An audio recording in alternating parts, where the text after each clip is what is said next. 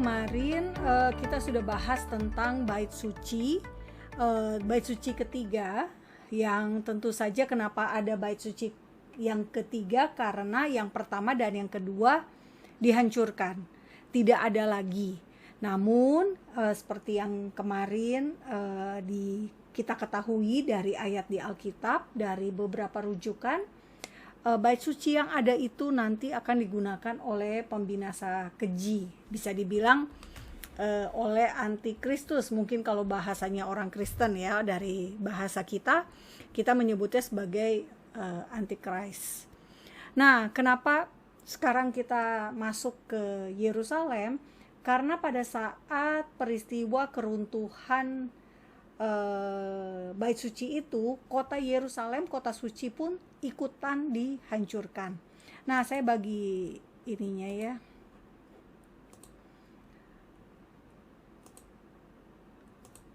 Oke, ini dia. Jadi kita akan melihat kehancuran dan masa depan Yerusalem. Yerusalem hal ini bukan hanya sebagai kota suci, tetapi juga Alkitab mengatakan bahwa inilah kota raja besar. Artinya kalau raja, tentu ini menjadi sebuah kisah epik ya, karena Bapak Ibu tentu tahu bahwa kita belum pernah melihat Yesus sebagai raja. Benar nggak?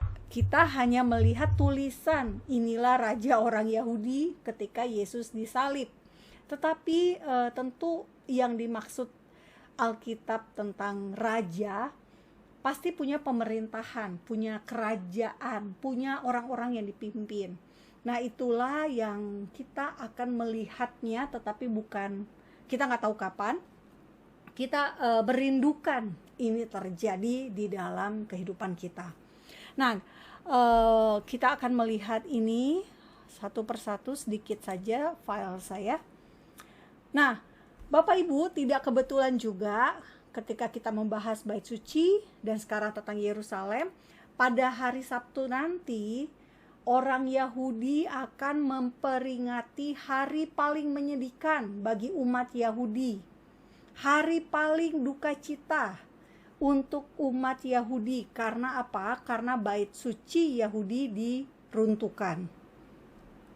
Yeremia 21 ayat 10 tertulis, sebab aku telah menentang kota ini untuk mendatangkan kecelakaan dan bukan untuk mendatangkan keberuntungannya. Jadi Tuhan yang merencanakan akan terjadinya musibah di kota Yerusalem.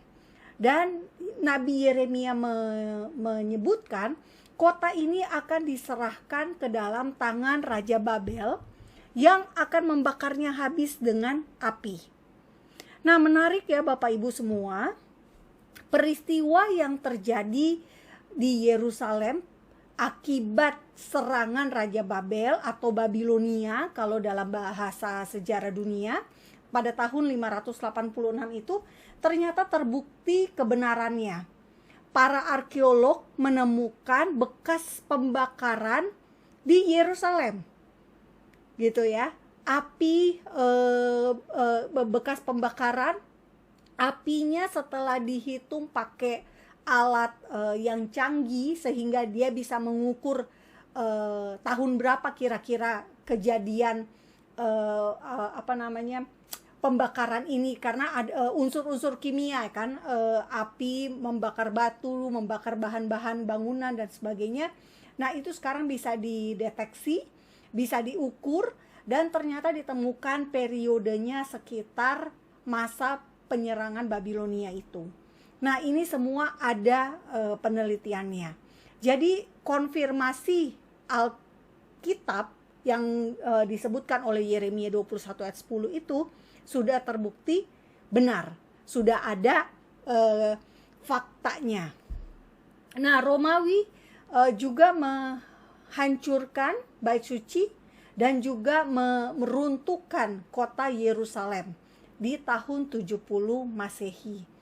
Nah, kita akan melihat tradisi hari paling menyedihkan bagi umat Yahudi itu Tisha B'Av yang bertepatan dengan tanggal 9 bulan Av.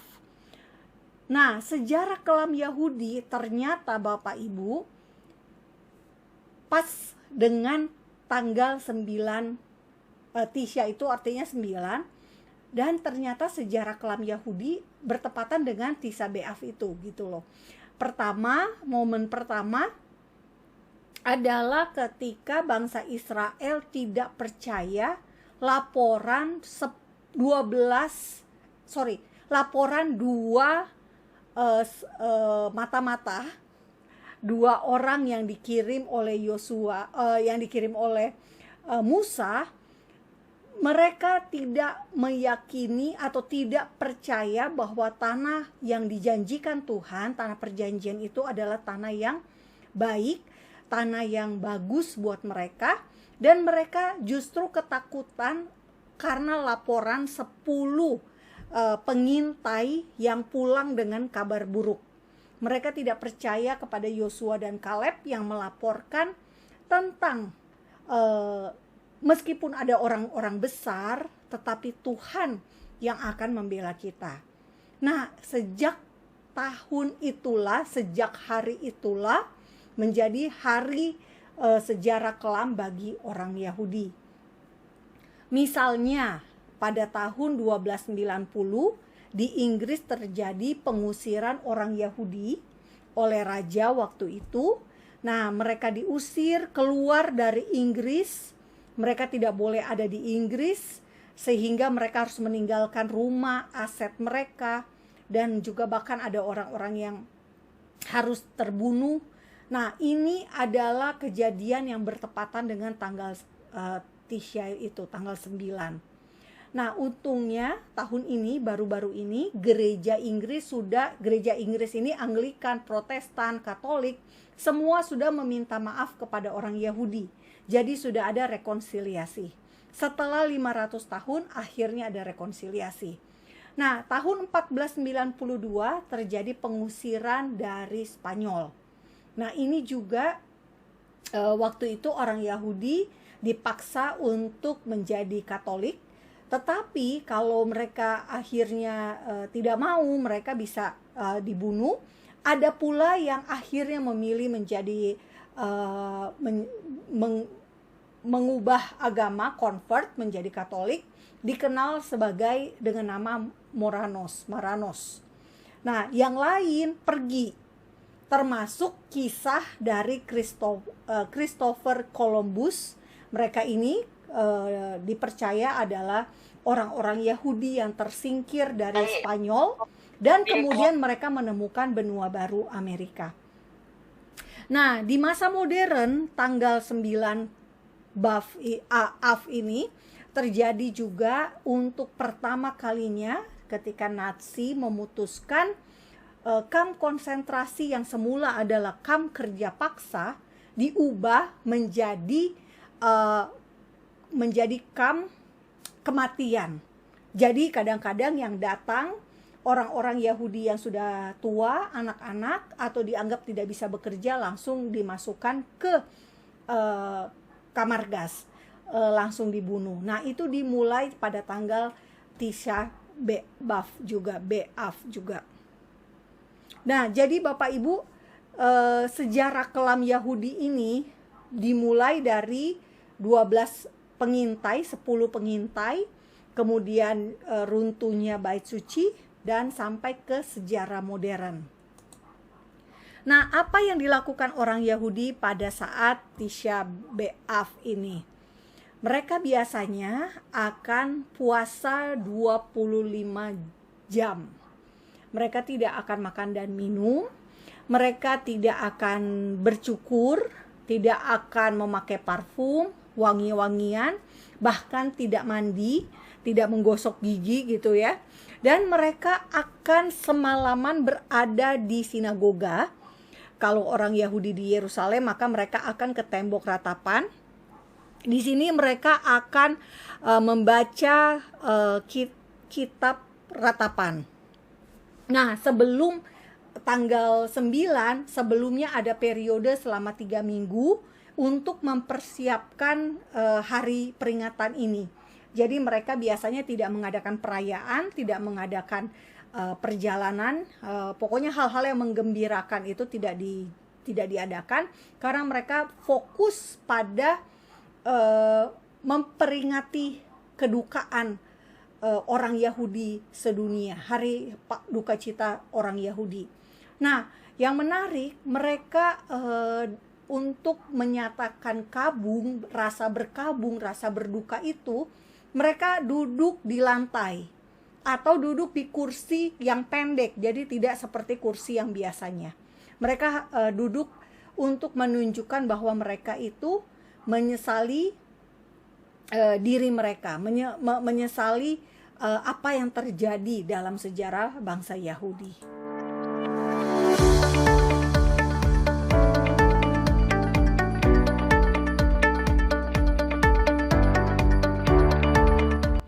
Nah, kitab ratapan yang mereka baca, Bapak Ibu semua, sangat menarik karena sebetulnya ternyata di dalam Alkitab kita memang isinya, kalau kita baca secara detail, memang isinya sejarah Yahudi ya, sejarah bangsa Israel. Dan nabi-nabi memang diutus untuk berbicara kepada bangsa Israel. Seperti Yeremia, Sefanya, mereka memberitahukan firman Tuhan akan kehancuran Yerusalem. Bahkan Nabi Yeremia ini adalah orang yang melihat langsung bagaimana penyerangan Nebukadnezar, kerajaan Babilonia itu di Yerusalem. Tetapi Nabi Yeremia tidak ikut dibawa ke pembuangan ke Babilonia. Tetapi sebaliknya, orang-orang seperti Daniel dan Sadrak, Mesak, Abednego, mereka itu dibawa ke Babilonia. Nabi Yehezkiel dibawa ke Babilonia. Mordekai dan Esther dibawa ke Babilonia. Tetapi Yeremia tidak. Sehingga Yeremia bisa menyaksikan kehancuran dari Yerusalem. Karena itulah Yeremia bisa menuliskan kitab ratapan. Ini adalah kitab ratapan, adalah buku atau kitab isinya tentang Yerusalem doang. Bagaimana Yerusalem itu hancur. Dan bagaimana Tuhan begitu sedih karena kota ini harus dihancurkan. Nah, ini adalah ya belum tentu mukanya seperti ini ya Bapak Ibu, tetapi ini saya ingin masukkan di sini. Ini gambar yang dipercaya oleh, visualisasi yang dipercaya oleh orang-orang Yahudi. Ini Yesaya, Yeremia, Yehezkiel, dan Daniel. Nah, dikatakan di ratapan ini misalnya, ratapan 2 ayat 15, sekalian orang yang lewat bertepuk tangan karena engkau ini adalah Yerusalem. Mereka bersuit-suit dan menggelengkan kepalanya mengenai putri Yerusalem.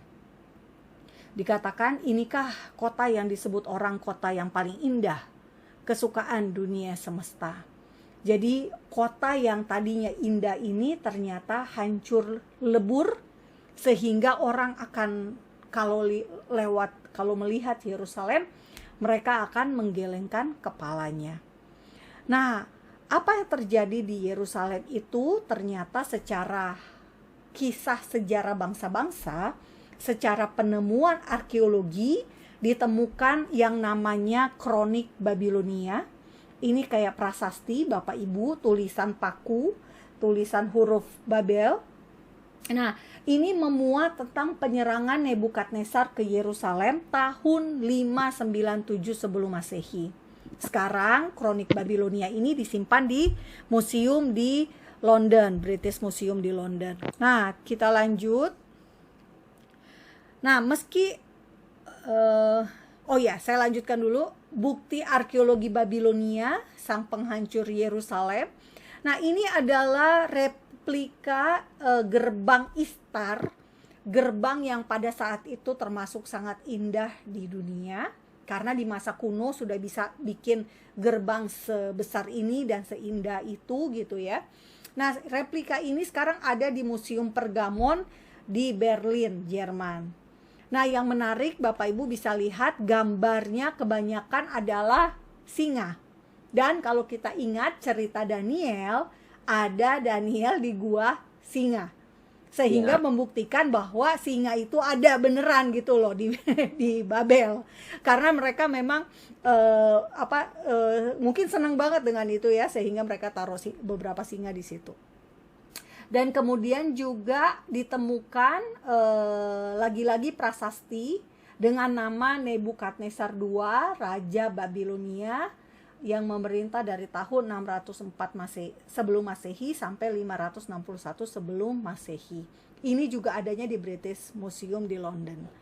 Nah, kemudian Bapak Ibu, kalau itu tadi bukti arkeologi dari Babilonia yang menghancurkan bait suci pertama dan kota Yerusalem di tahun 586. Nah, yang ini adalah bukti arkeologi Romawi yang menghancurkan Yerusalem di tahun 70 Masehi. Ini ada namanya lengkungan Titus, Ark of Titus.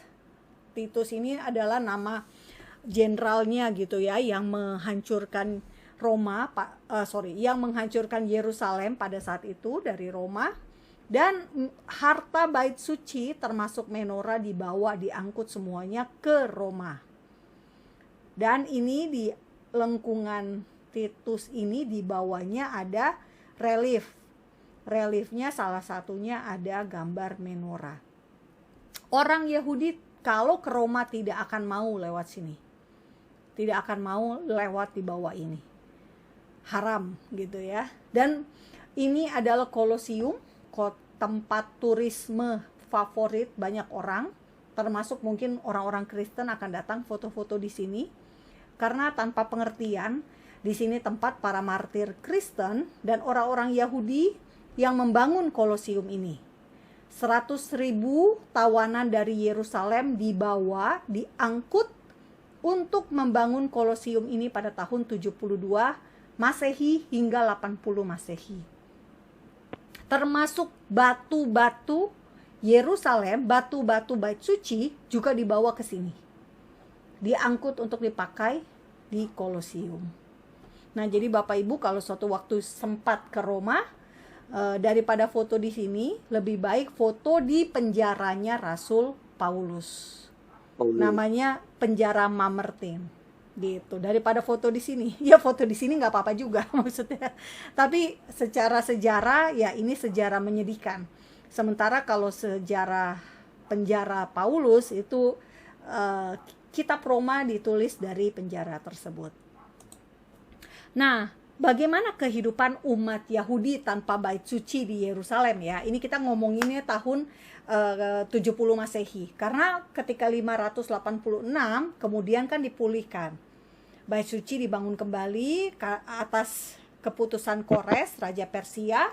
Esra dan Nehemia kembali memulihkan kehidupan agama di Yerusalem. Nah, kalau di tahun 70 Masehi, yang menjadi inisiator kebangkitan Yahudi, agama Yahudi namanya Rabbi Ben Sakai. Namanya Rabbi Yohanan Ben Sakai. Kuburannya ada di Tiberias. Waktu Yahudi pada saat 70 Masehi hingga tahun 130-an Masehi, orang Yahudi itu umumnya dilarang berada di Yerusalem. Sehingga komunitas Yahudi mulai tersebar di Israel Utara. Kota-kota Yahudi banyak sekali dan peninggalan-peninggalan sinagoga dibangun di Israel bagian utara, di daerah Tiberias, Galilea, Safed, apalagi Seporis. Nah, itu kota-kota di mana komunitas Yahudi berkembang. Nah, Rabbi Yohanan Ben Sakai, Rabbi Yohanan Ben Sakai ini dia memilih Yafne. Yafne itu sekitar 25 km dari Yerusalem dan membangun Yesifa di sana dengan 5 orang muridnya. Kalau Tuhan Yesus punya 12 murid, nah Yohanan Ben Sakai hanya 5 orang murid. Nah, tapi gara-gara Yohanan Ben Sakai ini kemudian kehidupan agama Yahudi tidak terputus atau tidak terhenti hanya karena Romawi menghancurkan bait suci mereka. Gitu ya. Nah, ini adalah kota Yafne di masa sekarang ini. menjadi kota Yahudi, tapi bukan Yahudi Ortodoks ya yang biasa. Yahudi Ortodoks itu lebih ada di Safed, lebih ada di Bnei Brak nama kotanya. Nah, yang menarik Bapak Ibu semua, kita akan melihat bagaimana restorasi Yerusalem. Tuhan memang menghancurkan, bisa dibilang tadi kan kita baca pertama kali di firman-Nya di di Yeremia dikatakan bahwa akulah gitu ya yang berinisiatif untuk mendatangkan Babel dan menghukum bangsa Yehuda sehingga kota Yerusalem dihancurkan. Nah, tetapi juga Tuhan menjanjikan restorasi Yerusalem. Nah, menariknya Bapak Ibu, Yesaya juga sejak semula sudah mengatakan di Yesaya 1 ayat 26, Tuhan berjanji akan mengembalikan para hakimmu seperti dahulu dan para penasihatmu seperti semula. Sesudah itu engkau akan disebut kota keadilan, kota yang setia. Jadi Yerusalem akan berfungsi sebagai kota yang adil, kota yang setia. Nah, restorasi Yerusalem ini dimulai dari restorasi bait suci di Yerusalem dimulai dari keputusan Raja Kores, Raja Persia. Nah, bukti bahwa Raja Kores lah yang berinisiatif membangun kembali bait suci ada dengan yang namanya silinder Kores, disimpan lagi-lagi di British Museum. Silinder Kores ini menuliskan tentang kepulangan orang Yahudi kembali ke Yerusalem dan izin membangun kembali bait suci. Tetapi Bapak Ibu, izin membangun kembali kota Yerusalem seperti yang tertulis di Daniel 9 ayat 25 itu dikeluarkan oleh Artasasta. Jadi kalau Bapak Ibu baca kitab Esra, baca kitab Daniel, baca kitab Nehemia, Bapak Ibu sekarang mengerti atau akan memahami bahwa yang dimaksud oleh nama-nama itu, meskipun mereka adalah orang bangsa-bangsa, mereka yang tidak kenal Tuhan, tetapi mereka bisa dipakai Tuhan untuk mewujudkan rencana Tuhan atas bangsa Israel, atas bangsa Yehuda. Nah, karena itu ketika muncul ayat Daniel 9 ayat 25 ini dikatakan, maka ketahuilah dan pahamilah dari saat firman itu keluar, yakni bahwa Yerusalem akan dipulihkan dan dibangun kembali, sampai pada kedatangan seorang yang diurapi, seorang raja. Ada 7 kali 7 masa dan 62 kali 7 masa lamanya kota itu akan dibangun kembali dengan tanah lapang dan paritnya, tetapi di tengah-tengah kesulitan. Nah, kalau kita baca ayat ini Bapak Ibu, kita melihat bahwa Tuhan menjanjikan Yerusalem akan dipulihkan, dan itu digenapi dengan keluarnya surat yang diberikan oleh Artasasta pada tahun 445 sebelum Masehi. Nah, Raja Artasasta memberikan surat untuk Nehemia, bisa dibaca nanti di Nehemia 1, Nehemia 2. Nah, Raja membolehkan Nehemia pulang untuk membangun tembok Yerusalem, untuk membangun kembali bahkan sampai got gitu ya, tanah lapang dan paritnya.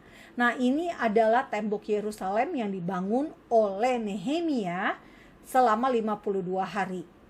Mungkin kalau kita lihat kok gerbangnya kayak gini ya, kecil saja. Memang Bapak Ibu, karena inilah masa itu Yerusalem memang bukan kota besar ya, bukan kota yang seperti sekarang. Tentu saja ini kota yang kecil yang bisa dibangun dengan cepat, gerbang luarnya, karena orang-orang yang tinggal di balik gerbang itu bisa berkontribusi untuk membantu pembangunan Yerusalem, gerbang Yerusalem ini.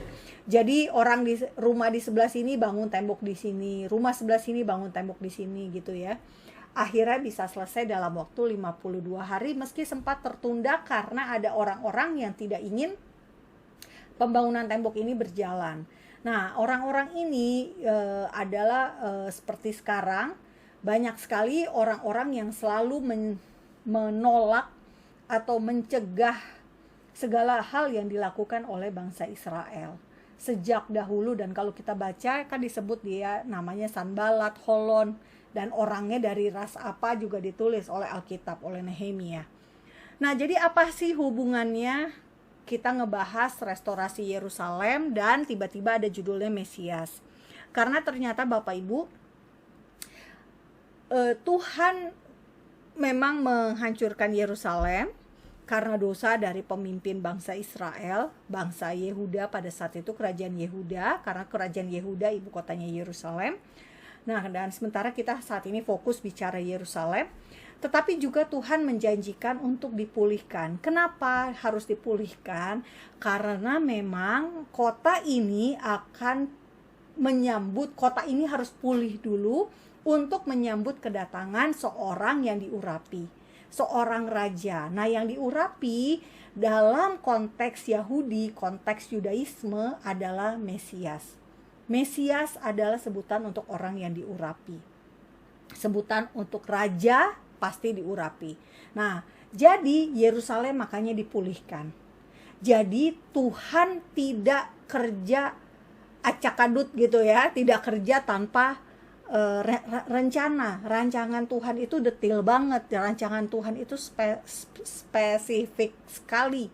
Bahkan sampai rencananya itu dikasih tahu kepada Nabi Yesaya, Nabi Yeremia, Nabi Yehezkiel, Daniel, dan Esra, Nehemia. Semuanya itu semuanya punya peran. Kalau kita baca Alkitab, kita ternyata lihat, jadi mereka semua nih sibuk-sibuk. Kita harus baca Alkitab ini, ternyata tujuannya supaya Yerusalem itu pulih ketika Yesus ada, ketika Yesus akan datang untuk pertama kali. Nah, kenapa gitu ya? Kenapa harus Yerusalemnya pulih? Kenapa harus ada bait suci lagi gitu ya? Padahal Tuhan udah menghukum mereka, tapi kok dibolehin lagi bangun? Karena memang bait suci ada, berarti imam besar ada, upacara korban akan ada lagi.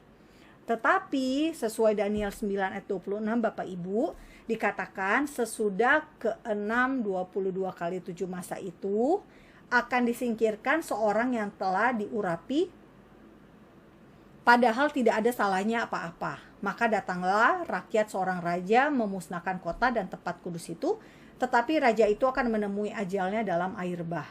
Dan sampai pada akhir zaman akan ada peperangan dan pemusnahan seperti yang telah ditetapkan. Daniel 9 ayat 26.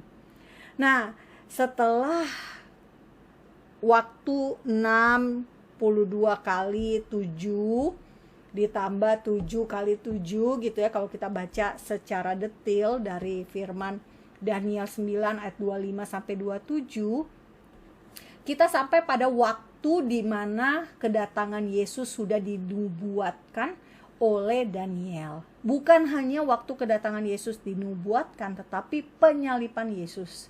Karena tertulis akan disingkirkan seorang yang telah diurapi. Nah, konteksnya apa? Di Yerusalem Tuhan memilih untuk membangun bait suci. Di Yerusalem Tuhan memutuskan untuk menetapkan akan ada bait suci, akan ada upacara korban, akan ada namaku tinggal di sana. Nah, karena itulah ketika Yesus datang, Yesus sebagai anak domba Paskah, dia akan mengorbankan dirinya sendiri sebagai ganti korban-korban hewan Paskah yang harus diberikan berkali-kali oleh para imam. Nah, tetapi Yesus hanya satu kali. Nah, jadi konteksnya adalah Yerusalem pulih hanya untuk ini semua. Kenapa saya berani bilang hanya untuk ini semua? Karena ada firman-Nya di Daniel gitu ya. Tentu Tuhan memberitahukan kepada Daniel bukan informasi ece-ece gitu ya, tetapi pasti informasi yang valid, penting, dan tentu saja ada gambaran besar di balik semua informasi di dalam Alkitab. Nah, jadi Bapak Ibu, nubuat penyaliban Yesus di Yerusalem sudah tergenapi, sudah terjadi. Tetapi masih ada yang belum tergenapi. Gitu ya, karena ada di sebutan atau perkataan dari Yesus sendiri, di mana dikatakan oleh Yesus di Matius 24 ayat 15 sampai 16. Jadi apabila kamu melihat pembinasa keji berdiri di tempat kudus, menurut firman yang disampaikan oleh Nabi Daniel, para pembaca hendaklah memperhatikannya. Maka orang-orang yang di Yudea haruslah melarikan diri ke pegunungan. Nah, artinya Bapak Ibu, menurut orang yang saya kenal, Reverend Willem Glashauer dari Christian for Israel International, yang dimaksud dengan tempat kudus bukan bait suci menurut Pak Willem ini ya, tetapi adalah topos hagios atau lokasi gitu ya, sebuah lokasi yang dianggap kudus. Jadi bisa merujuk kepada bukit bait suci, tempat di mana bait suci itu berada, atau kota Yerusalem itu sendiri. Ini menurut Reverend Willem Glashauer. Nah, Bapak Ibu, jadi ini belum terjadi karena kita belum melihat tempat kudus berdiri seorang pembinasa keji. Kenapa saya bilang belum terjadi? Karena ada sambungannya. Orang-orang di Yudea haruslah melarikan diri ke pegunungan. Yudea itu di mana sih? Yudea itu di Israel saat ini, daerah yang dikenal sebagai tepi barat. Tepi barat isinya sekarang sebagian kecil orang Yahudi, dan sebagian besar sekitar 2,5 juta adalah orang Arab Palestina. Orang Yahudi hanya sebagian kecil saja. Nah, tepi barat ini Bapak Ibu lihat dibagi 3 saat ini. Dibagi 3, area A dan B untuk Palestina, area C untuk Israel. Nah, Bapak Ibu, area yang disebut tepi barat ini sesungguhnya adalah Yudea dan Samaria dalam Alkitab Bapak Ibu semua. Di area Yudea dan Samaria inilah terdapat yang namanya makam Yosua, makam Nabi Samuel, makam Abraham, Ishak, Yakub dan istri mereka, makam Yusuf, kota Yeriko, makam Rahel. Bethlehem, kota kelahiran Yesus pun sudah menjadi milik Palestina. Nah, padahal Yesus Tuhan kita mengatakan bahwa ketika kita melihat pembinasa keji berdiri di tempat kudus, maka orang-orang yang di Yudea, orang-orang Yahudi harus melarikan diri ke pegunungan. Artinya di mata Yesus, Yudea tetap selalu ada. Tuhan Yesus tidak mengenal tepi barat, tetapi Tuhan Yesus saja mengenal Yudea. Nah, kita lanjut kalau di Matius 24, sebutannya yang kata kuncinya tempat kudus dan Yudea, maka di Matius 24 ayat 20-21 kata kuncinya, berdoalah supaya waktu kamu melarikan diri itu jangan jatuh pada musim dingin dan jangan pada hari Sabat. Sebab pada masa itu akan terjadi siksaan yang dahsyat seperti yang belum pernah terjadi sejak awal dunia sampai sekarang dan yang tidak akan terjadi lagi. Nah, Bapak Ibu, kita dapat kuncinya di sini, jangan jatuh pada musim dingin. Artinya ini sekarang ini kalau kita lihat iklim di Yerusalem kerap sekali beberapa tahun terakhir ini turun salju. Dan Sabat artinya apa? Di mata Tuhan Yesus, Sabat masih tetap dijalankan, yakni oleh orang Yahudi. Artinya orang Yahudi masih tetap ada.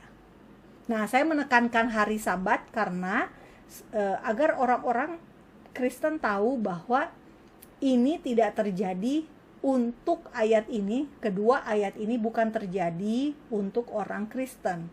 Karena orang Kristen nggak tinggal di Yerusalem gitu ya. Orang Kristen nggak tinggal di Yudea, nggak harus lari ke Yudea. Dan juga kita tidak banyak orang Kristen yang tidak menjalankan Sabat gitu. Nah, jadi ini dua hal yang sebetulnya di mata Tuhan kita, Tuhan Yesus, Yerusalem masih menjadi lokasi yang penting di akhir zaman. Kenapa penting? Karena Yerusalem adalah kota raja besar.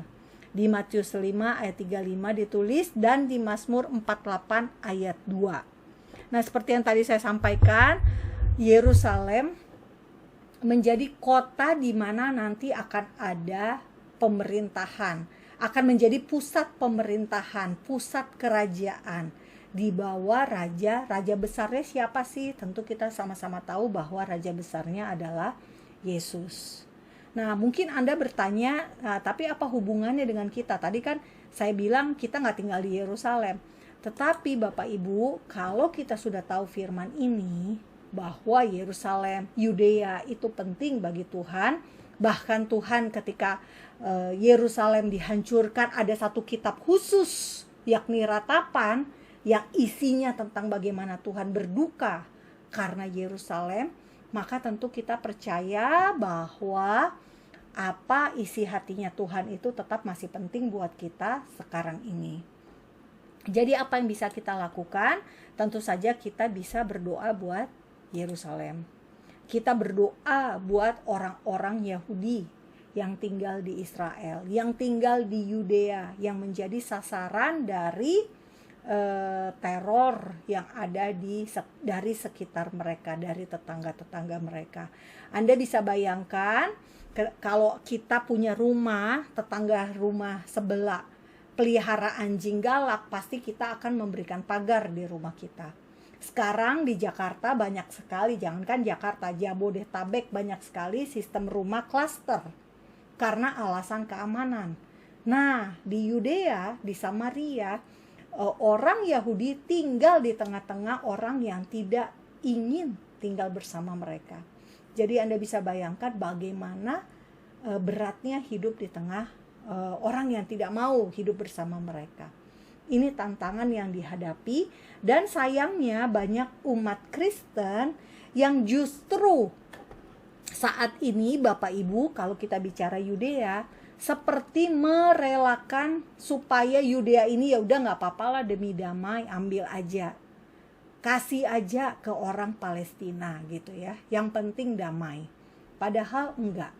Matius 24 ayat 15 sampai 16 bilang, pada nanti akhir zaman orang-orang ini justru orang-orang Yahudi justru harus lari ke Yudea, harus melarikan diri di sana. Karena akan ada kejadian yang belum pernah dibayangkan terjadi sejak awal dunia sampai sekarang, dan yang akan tidak terjadi lagi. Di mana? Di Yerusalem. Nah, ini dia Bapak Ibu semuanya. Artinya apa? Artinya orang-orang Kristen, Bapak Ibu semua yang punya kesempatan duduk di pemerintahan, mungkin bisa mempengaruhi suara gitu ya, untuk semua kebijakan-kebijakan, kalau apalagi kalau di tingkat internasional, tentu kebijakan-kebijakan yang tetap mempertahankan Yudea sebagai milik Israel. Ini salah satu yang masa depan gitu ya, karena Yerusalem itu berada di Yudea. Jadi inilah masa depan yang ingin saya korelasikan antara masa lalu dengan apa yang Yesus katakan dengan apa yang terjadi di masa sekarang ini. Jadi Bapak Ibu, apa yang kita baca di Alkitab bilang untuk memberitakan Injil mulai dari Yerusalem, Yudea, Samaria sampai ke ujung bumi. Di mata Tuhan Yudea tidak pernah berubah menjadi tepi barat, tetapi selalu menjadi Yudea seperti yang dinamakan oleh ditulis oleh Alkitab.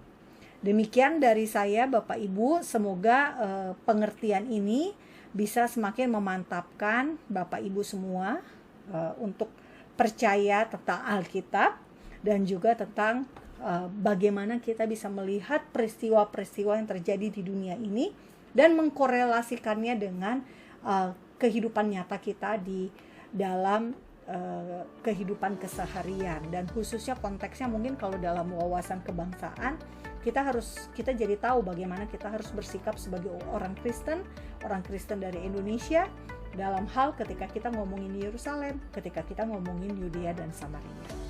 Terima kasih, Tuhan Yesus memberkati.